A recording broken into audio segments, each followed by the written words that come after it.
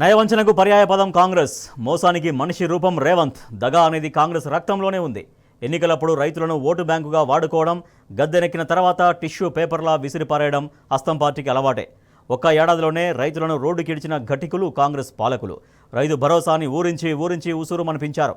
2 సార్లు రైతు భరోసా ఎగ్గొట్టి అన్నదాతల నెత్తిన నీళ్లు జల్లారు. ఇక ఇప్పుడేమో సంక్రాంతికి ఇస్తామని పాట పాడుతున్నారు. పోనీ అదైనా చక్కగా ఇస్తారా అంటే అదీ లేదు. రైతు భరోసాలో 1,00,000 కొర్రీలు కోతలు. సగం మంది రైతులకు రైతు భరోసా ఎగ్గొట్టడానికి పక్కాగా వ్యూహ రచన జరుగుతోంది.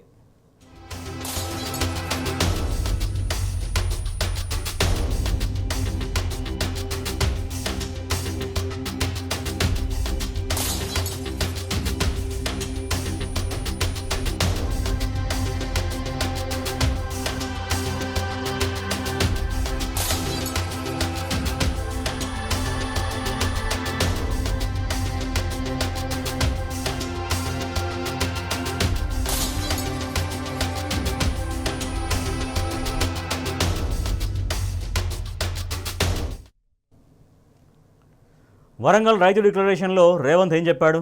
కాంగ్రెస్ అధికారంలోకి వచ్చిన వెంటనే ఒకేసారి రైతులందరికీ 2 లక్షల రుణమాఫీ చేస్తామన్నాడు. ఇదే తమ మొదటి డిక్లరేషన్ అని డబ్బా కొట్టుకున్నాడు. మరి చేశాడా? సగం మందికి మమా అనిపించి సగం మంది రైతులకు ఎగ్గొట్టాడు. ఆ శుద్ధపూసలు మాటలు ఒకసారేనండి. తెలంగాణ రాష్ట్రం ఇచ్చిన కాంగ్రెస్ పార్టీ ఈ రైతుల పక్షాన సంపూర్ణమైన బాధ్యత తీసుకొని ఈ రైతు వరంగల్ డిక్లరేషన్ చేయడానికి కాంగ్రెస్ పార్టీ నిర్ణయించుకున్నది. సోనియమ్మ రాజ్యం ఏర్పడుతుంది. సోనియమ్మ రాజ్యంలో కాంగ్రెస్ పార్టీ అధికారంలోకి వచ్చిన తక్షణమే రైతులకు ఏకకాలంలో 2 లక్షల రుణమాఫీ చేస్తాం. ఇక రెండో డిక్లరేషన్, రైతు భరోసా పథకం కింద భూమి ఉన్న రైతులకు, కౌలు రైతులకు ప్రతి ఎకరాకు ఏడాదికి 15,000 ఇస్తామని హామీ ఇచ్చారు. భూమి లేని రైతు కూలీలకు ఏటా 12,000 ఆర్థిక సాయం అందిస్తామని వాగ్దానం చేశారు. అన్ని పంటలకు మద్దతు ధర ఇస్తామని నమ్మవలికారు. ఇంకా నోటికొచ్చిన ఏవేవో చెప్పేశారు. అందులో ఏ ఒక్కటి అమలు చేయలేదు.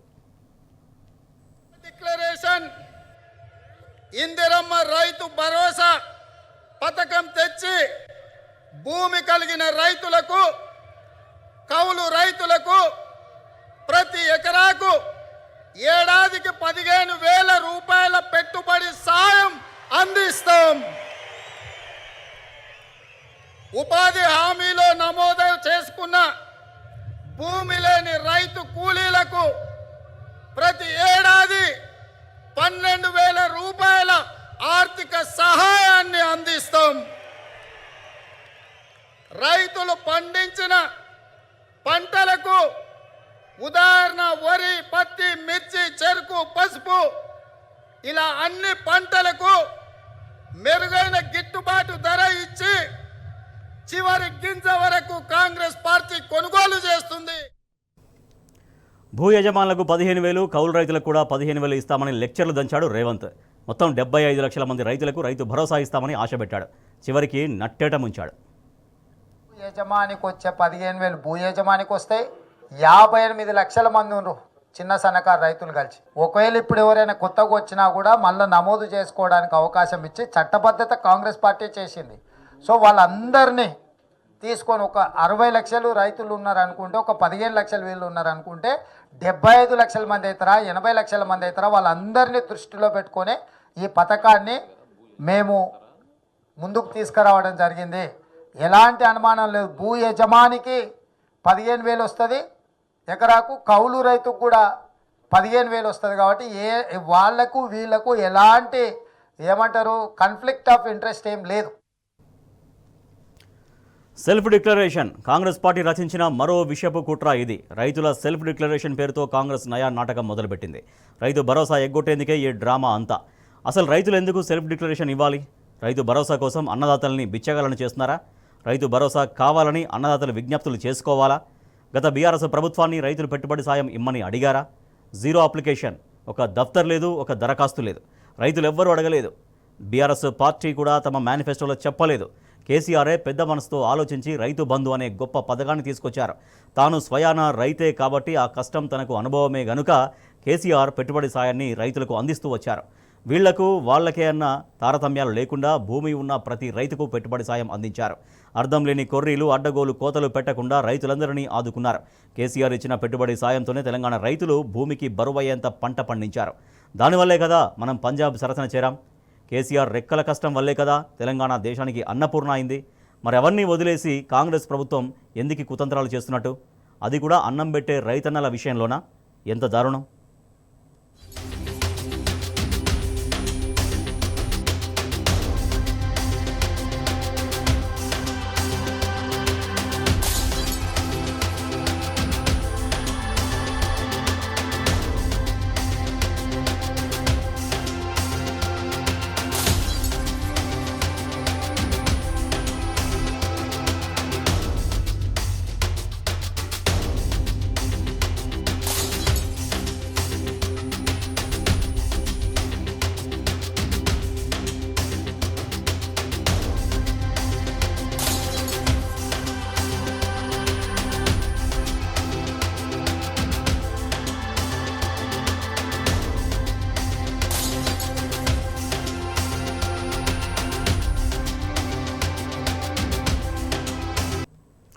రైతు భరోసా విషయంలో కాంగ్రెస్ మొదటి నుంచి ఆడుతున్నది దాగుడు మూతలే. అసలు ఏ లెక్కలు లేకుండా అసెంబ్లీలో రైతు బంధుపై విషయం కక్కారు. రైతు బంధులో అవినీతి జరిగిందని అడ్డమైన కూతలు కూశారు. టింగు టింగుమంటూ టంచన్గా అకౌంట్లో పట్ట డబ్బులు అందుకున్న రైతులకు తెలియదా రైతు బంధు వచ్చిందో లేదో? మరెందుకు కాంగ్రెస్ పాలకులు ఇలా పచ్చి అబద్ధాలు చెబుతున్నారు? మొన్న అసెంబ్లీలో ఏ కరువు పెట్టినవన్నీ అబద్ధాలేగా. కావాలనే చట్టసభను తప్పుదారి పట్టించారా? ఒకవేళ లెక్కల ప్రకారమే చెప్పి ఉంటే ఇప్పుడు రైతులంతా సెల్ఫ్ డిక్లరేషన్ ఇవ్వాలని ఎందుకు అడుగుతున్నారు? ఇదంతా రైతు భరోసాకు కోత పెట్టే పన్నాగమే కదా. ఏంటేంటి సెల్ఫ్ డిక్లరేషన్ పేరిట రైతు తమ ఆస్తుల లెక్క మీ చేతిలో పెట్టాలా? రైతు డిక్లరేషన్ కోసం మీకు తీరిక ఉన్నప్పుడు అధికారులను పొలాల కాడికి పంపుతారా? అంతసేపు రైతు అక్కడ పడిగాపులు పడాలా? ఎట్టెట్టా డిక్లరేషన్ కోసం ప్రభుత్వం ఆరా తీసేదాకా ఒకటే పరిస్థితి ఉంటుందా? రైతు ఇచ్చినవి తప్పుడు లెక్కలని తేలితే చర్యలు తీసుకుంటామనడంలో అర్థమేంటి?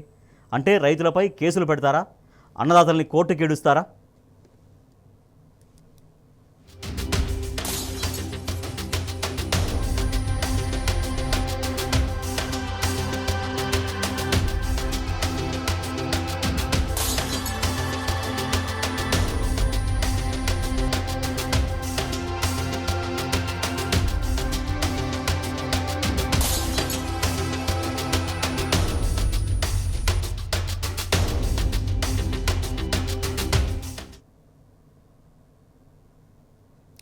ఇదంతా ఎందుకు? మొన్న ప్రభుత్వానికి జనం ఇచ్చిన ప్రజాపాలన దరఖాస్తులు ఏమయ్యాయి? అవన్నీ నడిరోడ్డు పాలు కాలేదా? అనామకుల చేతికి ప్రజల డేటా భద్రంగా చేరపోలేదా? కులగణన పేరుతో తీసుకున్న సమాచారం అంతా ఏమైంది? అందులో భూముల వివరాలు కూడా సేకరించారు కదా. అవన్నీ ఎవరి చేతికిచ్చారు? ఇదంతా కాదు, అసలు రైతులు ఎందుకు తమ వ్యక్తిగత సమాచారాన్ని ప్రభుత్వానికి ఇవ్వాలి? రైతు ఆస్తుల సమాచారం సర్కారుకు ఇస్తే తప్పుడు చేతుల్లో పడదని గ్యారంటీ ఏంటి? రైతులకు సంబంధించిన డేటాకు భద్రత ఉంటుందా? అందుకు సర్కారు గ్యారంటీ ఇవ్వగలదా? అసలు ఈ మాయల మారి రేవంత్ సర్కార్ను నమ్మేదెలా?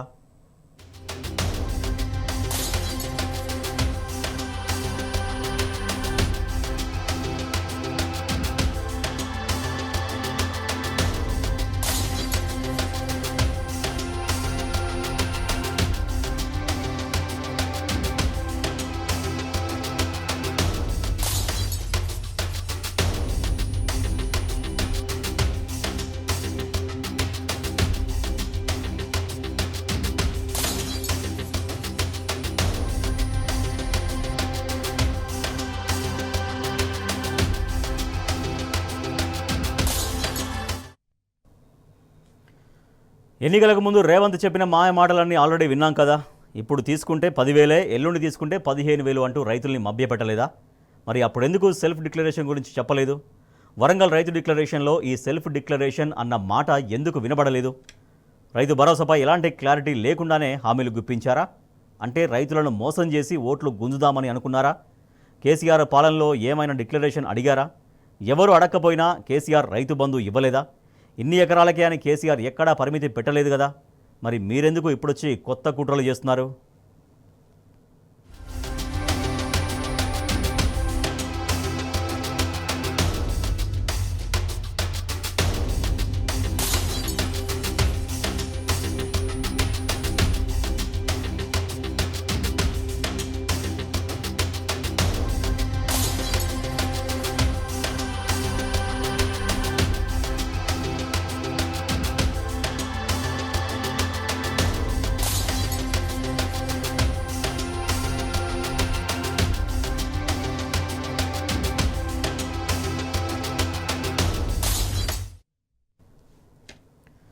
ఇంతకు ఏమిటి సెల్ఫ్ డిక్లరేషన్? ఫలానా గ్రామానికి చెందిన నాకు ఫలానా సర్వే నెంబర్లో ఎకరం పొలం ఉంది. నా ఇంటి ఆవరణతో కలిపి మరో సర్వే నెంబర్లో మరో ఎకరం చెలక ఉంది. ఇంటి జాగా 2 గుంటలు బోను, మొత్తం ఎకరా 38 గుంటల్లో కూరగాయలు సాగు చేస్తున్నాను. ఇందులో ఎలాంటి తప్పుడు లెక్కలు చూపినట్లు తేలినా ప్రభుత్వం తీసుకునే చర్యలకు కట్టుబడి ఉంటాను. దయచేసి నేను సాగు చేసే భూమికి సంబంధించి రైతు భరోసా అందించగలరు అని మనవి అంటూ రైతులు అడుక్కోవాలన్నమాట. రైతు భరోసా కావాలనుకునే రైతులు ఎవరైనా సరే వ్యవసాయ శాఖకు ఇలా సెల్ఫ్ డిక్లరేషన్ సమర్పించుకోవాల్సిందే. లేదంటే రైతు భరోసా ఇవ్వదట ఈ కాంగ్రెస్ ప్రభుత్వం.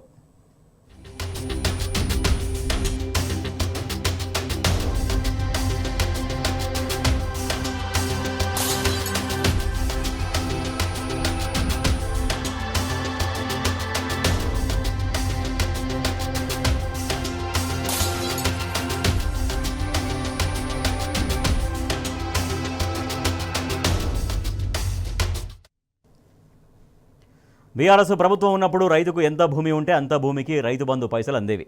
కానీ ఇక మీదట అలా ఉండదు. రైతు ఎంత భూమిలో సాగు చేశాడో సెల్ఫ్ డిక్లరేషన్లో ఖచ్చితంగా చెప్పాలని కేబినెట్ సబ్ కమిటీ షరతు పెట్టింది. Satellite image, remote sensing data ఆధారంగా రైతు సాగు చేసిన భూమిని లెక్కగడతారట.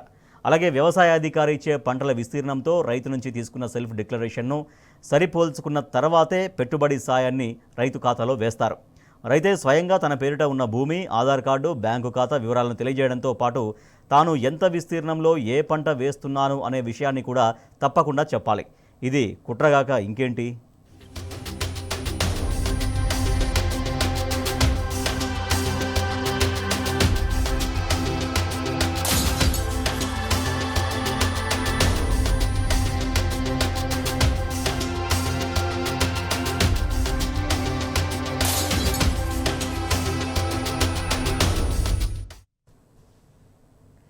సరే, సెల్ఫ్ డిక్లరేషన్ సంగతి కాసేపు పక్కన పెడదాం. సాగు చేసిన పంటకి రైతు భరోసా ఇస్తామంటుంది ప్రభుత్వం. అసలు ప్రభుత్వం పెట్టుబడి ఇవ్వకుండా రైతు దుక్కి ఎలా దున్నుతాడు? నారు ఎలా పోస్తాడు? ఎరువులు ఎలా జల్లుతాడు? పంట ఎలా కోస్తాడు? కోసిన పంటను మార్కెట్కు ఎలా తీసుకెళ్తాడు? ఇవన్నీ చేయడానికి రైతుకు డబ్బులు ఎక్కడి నుంచి వస్తాయి? అంటే వడ్డీ వ్యాపారుల దగ్గర చెయ్యి చాచి పంట పండిస్తే అప్పుడు ప్రభుత్వం పెట్టుబడి సాయం ఇస్తుందా? ఇదేం దిక్కుమాల లాజిక్? పంటలు పండించడానికే కదా పెట్టుబడి సాయం చేసేది. కేసీఆర్ తెచ్చిన రైతు బంధు పథకం ఉద్దేశమే అది కదా. అలా కాకుండా పంటలు వేసిన భూమికే రైతు భరోసా ఇస్తామంటే నవ్వాలా, ఏడవాలా?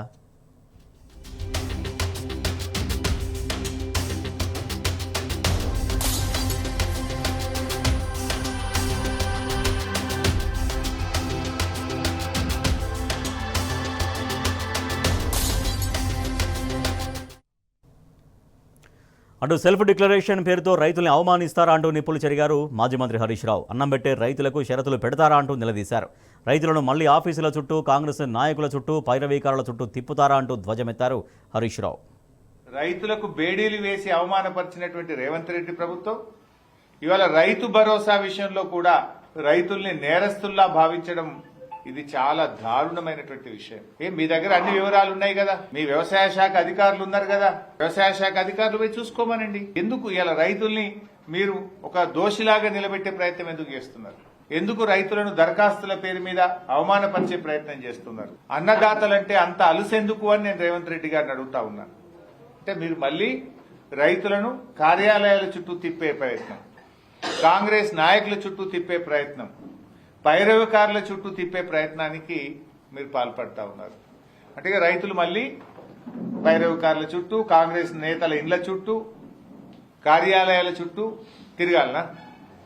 కేసీఆర్ గారు ఉండగా కడుపులో సల్లగదలకుండా, ఏ దరఖాస్తు లేకుండా, రైతు ఇంట్లో నుంచి కాలు బయట పెట్టకుండా, వానకాలం వచ్చిందన్నా, యాసంగి పంట వచ్చిందన్నా టింగు టింగున ఫోన్లు మోగినాయి, బ్యాంక్ అకౌంట్లలో డబ్బులు పడ్డాయి.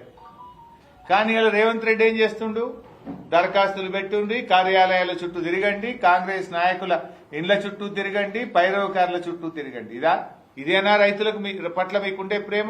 ఇది చాలా దుర్మార్గమైనటువంటి విషయం. అందుకే బీఆర్ఎస్ పార్టీ కేసీఆర్ ప్రభుత్వం గతంలో ఇచ్చిన విధంగా రైతులందరికీ రైతు భరోసా ఇవ్వాలని చెప్పి డిమాండ్ చేస్తుంది. రేవంత్ సర్కార్ రైతుల నోట్లో మట్టి కొడుతోందని హరీష్ రావు ఆవేదన వ్యక్తం చేశారు. పత్తి, చెరుకు, అల్లం, పసుపు పంటలకు ఒకటేసారి రైతు భరోసా ఇస్తామనడం అన్యాయమన్నారు. కొండలు, గుట్టల్లో పంటల సాగుకు కోత పెడితే గిరిజన రైతులు నష్టపోతారని చెప్పారు. కేసీఆర్ రైతుల గౌరవాన్ని పెంచితే కాంగ్రెస్ వచ్చి రైతులను యాచకులుగా మారుస్తోందని హరీష్ రావు ఆవేదన వ్యక్తం చేశారు. ఎకరాలకు ఇస్తాం, ఒక్క పంటకే ఇస్తాం, సాగు చేసే భూమికే ఇస్తాం అని లీకులు ఇస్తున్నారు. ఇవాళ ముఖ్యంగా మనం సంగారెడ్డి జిల్లాలో ఉన్నాం. ఈ జిల్లాలో మెజార్టీగా పండే పంట పత్తి పంట. మా జైరాబాద్ లో పండ్ల తోటలుంటాయి, చెరుకు తోటలుంటాయి, పత్తి ఉంటది. నారాయణ ఖేడ్ అయినా సంగారెడ్డి అయినా. ఇప్పుడు రేవంత్ రెడ్డి గారు ఏమంటున్నారంటే ఆ ప్రభుత్వం చెప్తున్నటువంటి లీకులు ఎట్లా ఉన్నాయంటే పత్తి సాగు చేసే రైతులకు ఒక్కసారే డబ్బులు ఇస్తారట. పత్తి అనేది 7 నెలల పంట, 8 నెలల పంట. అంటే 7 నెలల పంటకు 8 నెలల పంటకు రెండవ పంట జనరల్ గా సాగు చేసే అవకాశం ఉండదు. వాళ్ళకు ఒకటేసారి డబ్బులు ఇస్తామంటున్నారు. చెరుకు పంట అది సంవత్సరం పంట, ఒకేసారి డబ్బులు ఇస్తారట. పసుపుకు ఒకేసారి ఇస్తారట, అల్లంకు ఒకేసారి ఇస్తారట. అంటే దీన్ని బట్టి రైతులు నష్టపోతారు. ముఖ్యంగా పండ్ల తోటలు, ఆయిల్, పామాయిల్ గాని ఇవన్నీ పంటలకు కూడా ఒకేసారి డబ్బులు ఇస్తామంటే ఇది రైతు నోట్లో మట్టి కొట్టడమే. రైతు భరోసా పేరుతో మరో మోసానికి రేవంత్ సర్కార్ తెర లేపుతోందని మాజీ మంత్రి నిరంజన్ రెడ్డి మండిపడ్డారు. ప్రభుత్వం దగ్గర అన్ని రకాల వివరాలు ఉన్నప్పటికీ మళ్లీ రైతులను అధికారుల చుట్టూ తిరిగే పరిస్థితి తీసుకువస్తున్నారన్నారు. అన్ని రకాల వడ్లకు బోనస్ ఇస్తామని మోసం చేశారని చెప్పారు. కాంగ్రెస్ పాలనలో 10 ఎకరాలకు కూడా సాగునీరు అందించలేదన్నారు. ప్రాజెక్టులు కట్టి సాగునీటిని ఇచ్చిన ఘనత బీఆర్ఎస్ ప్రభుత్వానిదే అని నిరంజన్ రెడ్డి తేల్చి చెప్పారు. అనేటువంటి హామీలు ఇచ్చినటువంటి రాష్ట్ర సర్కారు, ప్రస్తుతం ఉండేటువంటి రాష్ట్ర కాంగ్రెస్ సర్కారు అందరికంటే ఎక్కువగా ఈ రాష్ట్ర రైతాంగాన్ని మోసగించింది, వంచింది. కేసీఆర్ ఇచ్చేదానికంటే మేము ఎక్కువ ఇస్తామని చెప్పి నమ్మబలికి 15,000 లెక్కని ఇస్తాము, రైతు కూలీలకు ఇస్తాము, కౌలు రైతులకు ఇస్తామని చెప్పి ఘోరంగా మోసం చేసింది. మళ్ళీ ఇప్పుడు రైతు భరోసా ఇవ్వడం కోసం కసరత్తు చేస్తున్నట్లు, కొత్త మార్గదర్శకాలు రూపొందిస్తున్నట్టు, కేబినెట్ సమావేశంలో దానికి మార్గదర్శకాలను చర్చించి ప్రజల్లోకి తెస్తున్నట్లు, ఇదంతా కూడా రైతుల్ని మానసికంగా సన్నద్ధం చేస్తున్నారు. అంటే అత్యధిక శాతం మంది రైతులకు ఈ రైతు బంధు అయితే రైతు భరోసా వాళ్ళు పేరు పెట్టుకున్నారో దాన్ని కుదించి, తగ్గించి, తక్కువ మోతాదుకే ఇచ్చినామని చెప్పుకునేటువంటి ఒక ప్రయత్నం చేయడానికి కసరత్తు నడుస్తున్నట్లుగా మనకు అర్థమవుతా ఉంది. అన్ని రకాల డేటా అందుబాటులో ఉన్నప్పటికీ కూడా, అన్ని వివరాలు కూడా రాష్ట్ర ప్రభుత్వం దగ్గర ఉన్నప్పటికీ కూడా, రైతులకు సంబంధించినవి, భూములకు సంబంధించినవి, విస్తీర్ణానికి సంబంధించినవి అన్నీ ఉన్నప్పటికీ కూడా రైతులు దరఖాస్తులు పట్టుకొని మళ్ళీ తిరగాల్సినటువంటి ఒక దుస్థితికి శ్రీకారం చుట్టబోతున్నది సర్కారు. కేసీఆర్ అమలు చేసిన విధంగానే కాంగ్రెస్ ప్రభుత్వం కూడా రైతు భరోసాను అమలు చేయాలని డిమాండ్ చేస్తున్నారు ఖమ్మం జిల్లా రైతులు. పంట పొలాలు వదిలి ఆఫీసుల చుట్టూ తిరగలేమని, చదువురాని రైతుల పరిస్థితి ఏంటంటూ ప్రభుత్వాన్ని నిలదీస్తున్నారు. గతంలో మాదిరి ఏడాదికి 2 సార్లు రైతు బంధు ఎలా పడిందో ఇప్పుడు రైతు భరోసా కూడా అలాగే వేయాలని కోరుతున్నారు. రైతు భరోసా విధి విధానాలపై ఖమ్మం జిల్లా రైతాంగం మనోగతంపై మా ప్రతినిధి సాంబశివరావు మరింత సమాచారం అందిస్తారు. రైతు బంధును రైతు భరోసాగా మారుస్తాము, ఎకరాకు 10 కాదు 15,000 ఇస్తామని చెప్పి అధికారంలోకి వచ్చినటువంటి కాంగ్రెస్ పార్టీ రైతు భరోసాకు సంబంధించిన అమల్లో ఇప్పటివరకు జాప్యం చేస్తూ వస్తుంది. వరుస కేబినెట్ సబ్ కమిటీ భేటీలు జరుగుతున్నాయి తప్ప ఇప్పటివరకు ఎలాంటి మనుగడ లేకపోవడంతో రైతాంగం అంతా కూడా తీవ్రమైనటువంటి ఆగ్రహంతో ఉన్నారు. రకరకాల ప్రచారాలు జరుగుతున్నాయి. రైతు డిక్లరేషన్ అంటున్నారు, అప్లికేషన్ ఫామ్స్ అంటున్నారు. అసలు రైతులంతా పొలాలు వదిలిపెట్టి ఆఫీసుల చుట్టూ తిరిగే పరిస్థితి తీసుకొస్తున్నారనేటువంటి వాతావరణం కల్పితమైనటువంటి నేపథ్యంలో రైతాంగం ఏమనుకుంటుందనే విషయాన్ని మనం తెలుసుకుందాం. ప్రస్తుతం మనం ఖమ్మం అర్బన్ మండలంలో ఉన్నటువంటి కొత్తగూడెం మల్లీపురం గ్రామాల మధ్యలో ఉన్నాము. రైతులంతా మనతో పాటు ఉన్నారు. రైతులతో మాట్లాడదాం. బాబాయ్, ఇంతకు ముందు ఎట్లుండేది? ఇప్పుడు రైతు బంధు కేసీఆర్ వేసిండు కదా, అది 10,000 వేస్తాడు. ఇప్పుడేమో కొత్తగా వచ్చి ఇప్పుడు మీకు ఏమంటారు, దరఖాస్తు పెట్టుకోవాలంటారు, డిక్లరేషన్ ఫామ్ ఇవ్వాలంటారు. ఏంది అసలు ఇది? ఇట్లా ఇవ్వాలా, అట్లా ఇవ్వాలా, ఎట్లా ఇవ్వాలి? అసలు ఏంది సంగతి? వినడం లేదు కదా అట్లా. ఎప్పుడు ఏ నాడు కూడా చెప్పలేదు అట్లా. ఎప్పుడు ఇచ్చేది కదా, ఇప్పుడు ఏది లేదు అసలు. ఇవ్వకుండా అసలే చేతుల పైకి ఎత్తినట్టుగా రేవంత్ రెడ్డి ఏమన్నాడంటే 15,000 ఇస్తా అన్నాడు కదా. ఇప్పుడు దరఖాస్తు చేసుకుంటేనే ఇస్తాడట. అట్లా మన దరఖాస్తు చేసుకోవడానికి పోతావా? అట్లా అవకాశం సాధ్యమైందా నీకు? కాదు కాదు, ఇక మరి వదిలిపెట్టిపోంగా, మన వ్యవసాయం చేసిన ఒక్కలు వదిలిపెట్టిపోం కదా.